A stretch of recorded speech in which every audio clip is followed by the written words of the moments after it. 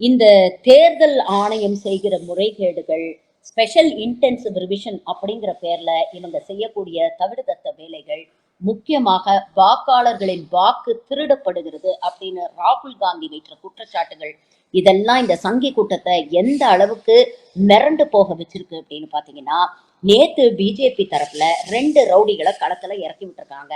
ஒன்னு அனுராக் தாக்கூர், இவர் ஒரு பிரஸ் கான்ஃபரன்ஸ் கொடுக்கிறாரு. இன்னொரு பக்கம் பிஜேபியோடைய ஐடி செல்லுடைய தாதாவான அமித் மாலவியா சமூக வலைதளங்கள்ல ஒரு பொய்யான செய்தியை வெளியிடுறாரு.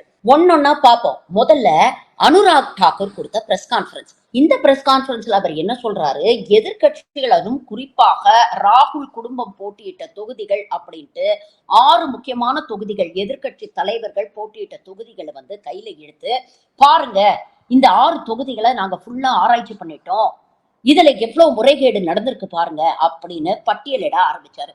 அதுலயும் குறிப்பா பாத்தீங்கன்னா, பிரியங்கா போட்டியிட்ட வயநாடு தொகுதியை அதிகம் கான்சென்ட்ரேட் பண்ணி, வயநாடு தொகுதியில பிரியங்கா போட்டியிட்ட தேர்தல்ல கிட்டத்தட்ட 93,000 ஓட்டுகள் சேர்க்கப்பட்டிருக்கிறது. இதை யார் சேர்த்தது, யாரை வெற்றி பெற வைக்கணுங்கிறதுக்காக இதை சேர்த்தீங்க அப்படிங்கிற கேள்வியை கேட்டிருக்காரு. இது மட்டும் இல்லாம கேரளாவிலே பல தொகுதிகள்ல நடந்த முறைகேடுகளையும் வந்து இவர் சுட்டி காட்டியிருக்கிறார். இவருடைய இந்த முயற்சிக்கு பின்னால இருக்கக்கூடிய காரணம் என்னன்னு பாத்தீங்கன்னா, நரேந்திர மோடி போட்டியிட்ட வாரணாசி தொகுதியிலேயே ஏகப்பட்ட முறைகேடுகள்.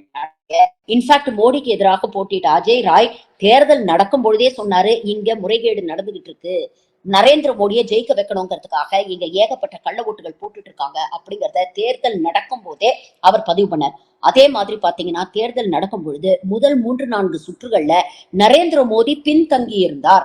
அதுக்கப்புறம் பாருங்க, திடீர்னு தேர்தல் ஆணையம் அப்பப்போ அப்டேட்ஸ் போடுறத நிறுத்திட்டாங்க. கிட்டத்தட்ட 150 நிமிடங்கள், 2.5 மணி நேரம் தேர்தல் ஆணையத்துக்கிட்ட இருந்து வாரணாசி தொகுதிக்கான எந்த அப்டேட்டும் வரல. எதிர்கட்சிகள்லாம் கொந்தளிச்சதுக்கு அப்புறம் தான் அப்டேட்ஸை திரும்ப போட ஆரம்பிச்சாங்க.